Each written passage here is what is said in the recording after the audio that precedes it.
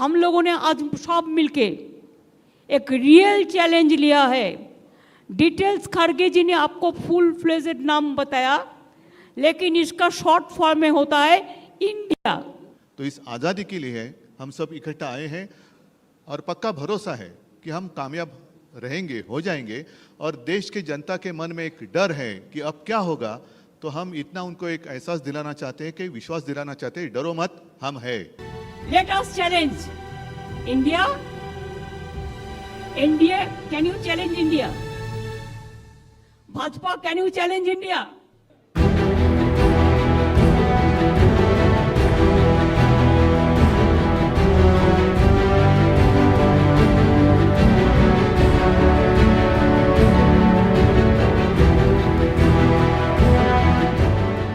नमस्कार मित्रों, भारतीय जनता पार्टी और प्रधानमंत्री नरेंद्र मोदी की अगुवाई वाली एनडीए सरकार से मुकाबला करने के लिए 26 विपक्षी दलों की बैठक आज बेंगलुरु में संपन्न हुई।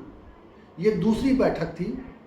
16 दलों की बैठक के साथ ये सफ़र शुरू हुआ था पटना से, और आज बेंगलुरु में 26 दलों की बैठक हुई। इसमें कई क्षेत्रीय छत्रप तो है ही, लेकिन कई छोटे छोटे दल भी हैं। और इन सभी दलों का साझा प्रयास यही है कि 2024 के चुनावों में मोदी सरकार को परास्त किया जाए। सबके पास अपने कारण हैं और देश के सामने वो सवाल भी है कि क्यों मोदी सरकार को पदच्युत करने के लिए, मोदी सरकार को सत्ता से हटाने के लिए विपक्षी दल और देश के कुछ खास विचारधारा के लोग सामने हैं और इसके लिए संघर्ष कर रहे हैं। इस बैठक का अंजाम क्या होगा, ये सवाल तो हम सबके सामने है। विपक्षी एकता को लेकर जो प्रयास चल रहे हैं, उसको लेकर कई तरह के अटकलें, कई तरह के आकलन किए जा रहे हैं। भारतीय जनता पार्टी समर्थित लोग इसको बेकार का प्रयास बता रहे हैं, जबकि कुछ लोग इससे बहुत उम्मीद बांधे हुए हैं। और वो लोग उम्मीद बांधे हुए हैं जिन्हें लग रहा है कि संविधान के सामने सचमुच बड़ी चुनौती है, जिनको लग रहा है कि देश सचमुच एक तानाशाही की ओर जा रहा है। उनके लिए ये उम्मीद की किरण है।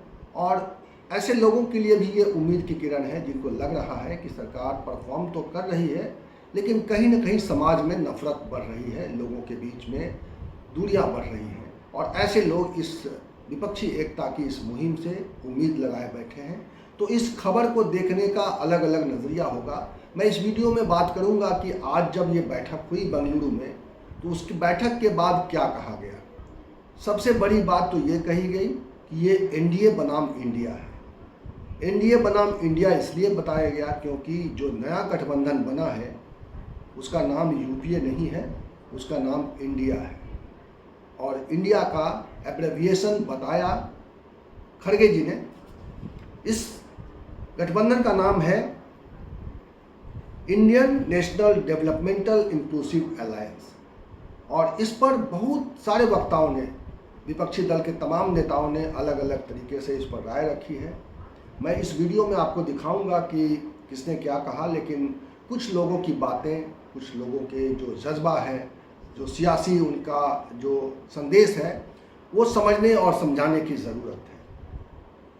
चूँकि खड़गे ने अंग्रेजी में अपना पूरा वक्तव्य दिया है और उसका सार ये है कि आज की बैठक में नाम को लेकर सभी लोगों ने सहमति जताई है।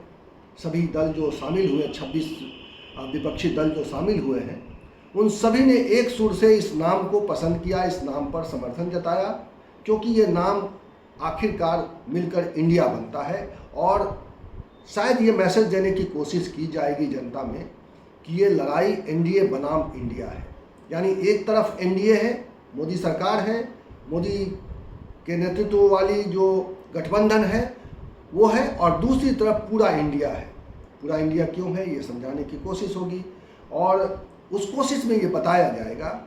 और ये शायद अगर भारत को समझ में आ गया तो ये लड़ाई मजबूत हो सकती है विपक्षी दलों की। उनका ये कहना है कि संविधान खतरे में है। इसको लगातार जो परिस्थितियां हैं उससे समझने की कोशिश कर सकते हैं आप भी।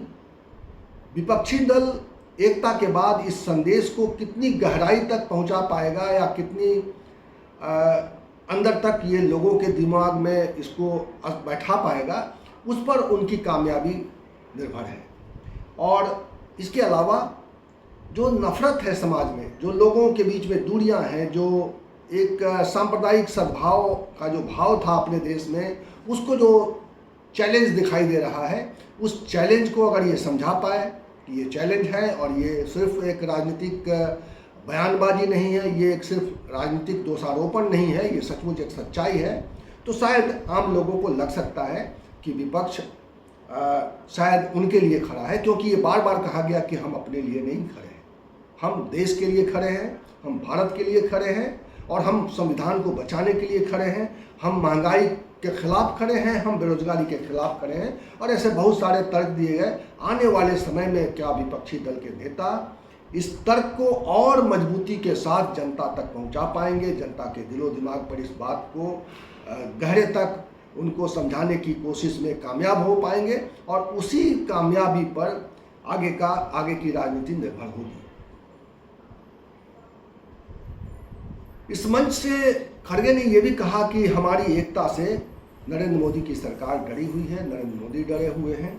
कहा यह गया कि हम इस लड़ाई में अकेले भी हैं, क्योंकि लोकतंत्र की लड़ाई में जो लोकतंत्र का चौथा खंभा मीडिया हुआ करता था, वो विपक्ष के साथ रहता था, वो विपक्ष के साथ नहीं है, उस पर सरकार का अंकुश है, उस पर नरेंद्र मोदी का अंकुश है।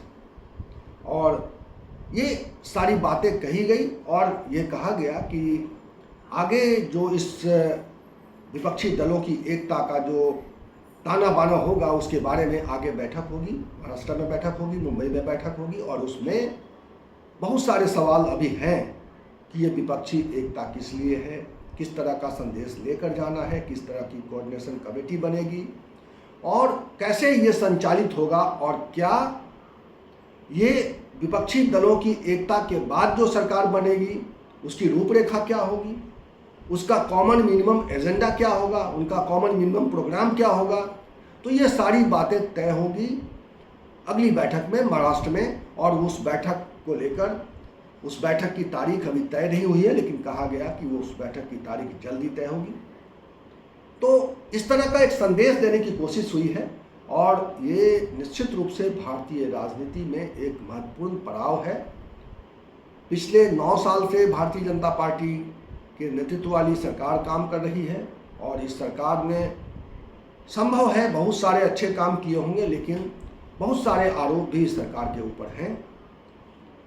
इस सरकार के दावे कई तरह के हैं कि उन्होंने बहुत तेज़ी से विकास किया है, उन्होंने बहुत तेज़ी से लोगों की मदद की है, उन्होंने कोरोना काल में बहुत सारी ऐसे यत्न किए हैं जो शायद दूसरी सरकार होती तो नहीं कर पाती। और ये सारे सवाल लोगों के बीच में हैं। ये सवाल भी लोगों के बीच में है कि सरकारी मदद पहले से ज़्यादा पहुंच रही है, केंद्रीय योजनाओं के जरिए काफ़ी लोगों को 80 करोड़ से ज़्यादा लोगों के घरों में अनाज पहुंच रहा है।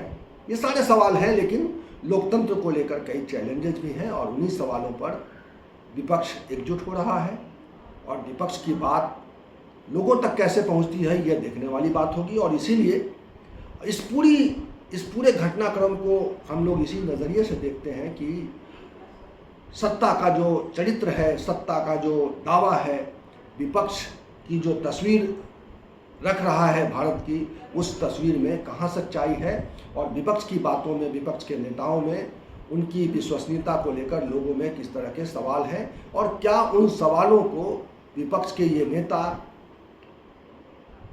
सही जवाब दे पाएंगे, अनुकूल जवाब दे पाएंगे, लोगों को ये भरोसा दिला पाएंगे कि उनके नेतृत्व में बनने वाली सरकार इस समय जो सरकार चल रही है उससे बेहतर तरीके से काम करेगी। यही एक बहुत बड़ा चैलेंज है, और इसी के लिए ये सारा ताना बाना बुना जा रहा है। मैं आपको ममता बनर्जी का ये भाषण सुनवाना चाहता हूँ, जिसमें ममता बनर्जी ने सरकार के बारे में जो बातें की हैं कि सरकार के सामने सरकार किस तरह से काम कर रही है। उन्होंने कहा सीधे सीधे सरकार बेचना और सरकार खरीदना इस सरकार का काम रह गया है।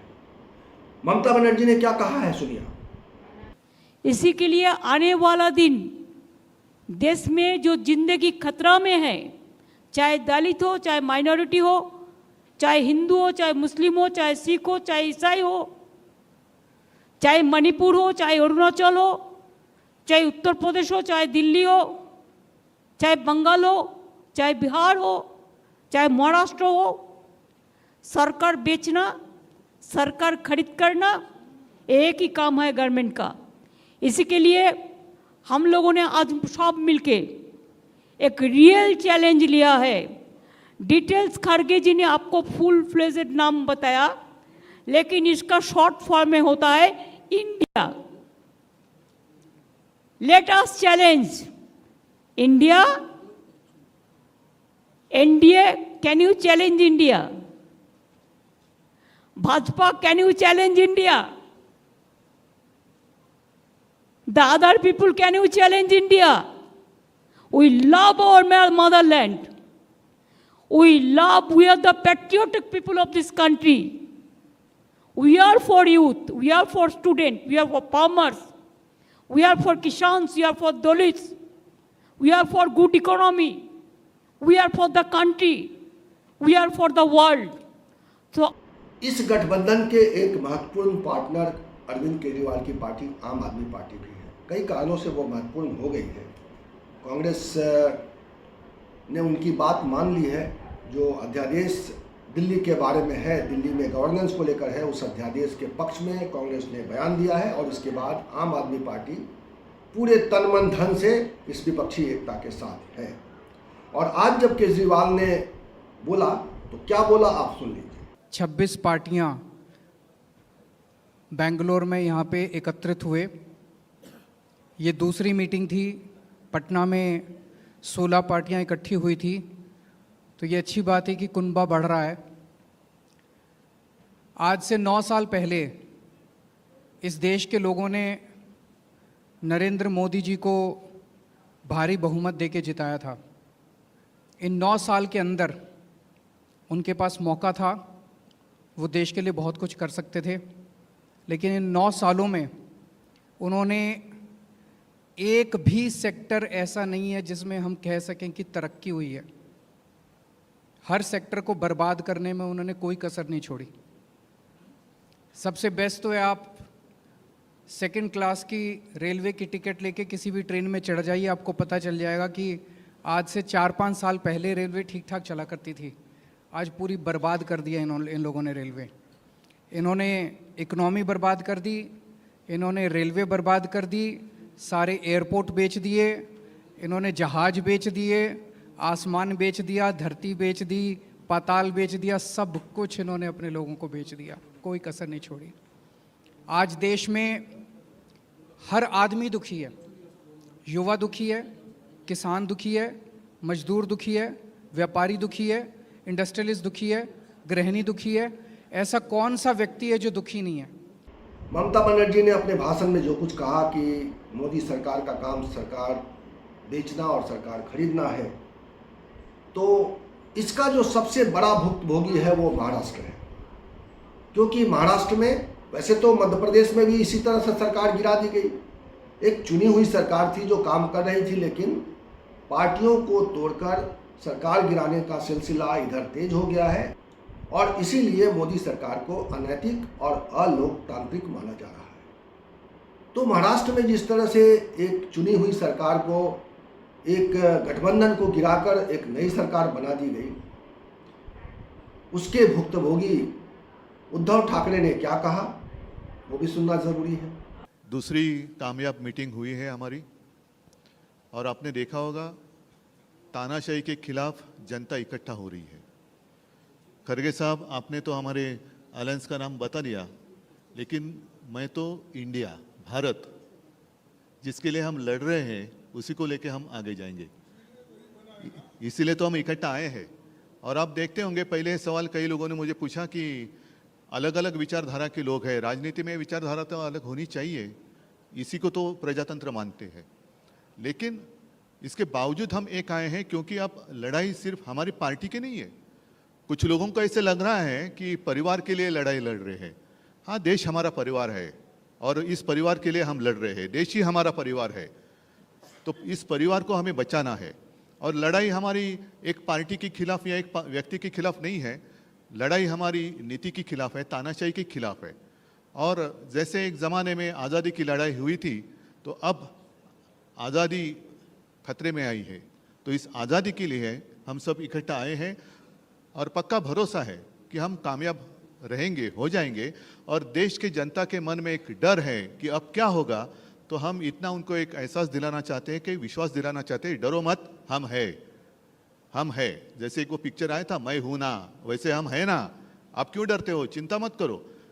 एक व्यक्ति या एक पार्टी मतलब देश नहीं हो सकता, पूरे देश की जनता मतलब देश है। और देश की जनता अब इंडिया और भारत बनकर सामने आएगी। अपने देश को हम सुरक्षित रखेंगे।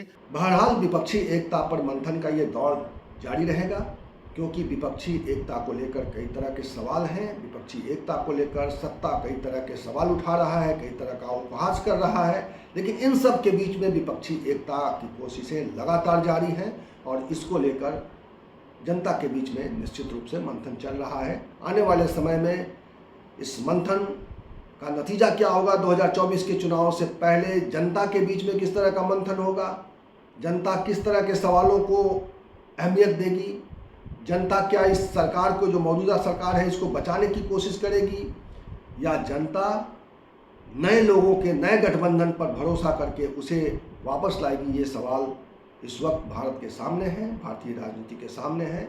और भारतीय राजनीति की कोशिश, भारतीय राजनीति का ये प्रयास निश्चित रूप से राजनीति में दिलचस्पी रखने वालों के लिए बहुत ही एक नया सा उपक्रम है, जिस पर हमारी नज़र बनी हुई है। आपको हमारा ये वीडियो कैसा लगा बताइएगा, और अगर आप हमारे चैनल पर नए हैं तो कृपया हमारे चैनल को सब्सक्राइब कर लीजिएगा, क्योंकि हम इसी तरह के बेलाग और निष्पक्ष बातें करते हैं, निष्कपट विश्लेषण आपके सामने रखते हैं। इस वीडियो में इतना ही। इसी तरह की चर्चा के साथ, इसी तरह के विमर्श और इसी तरह के सवाल के साथ मैं आपको मिलूंगा अगले वीडियो में। तब तक के लिए नमस्कार।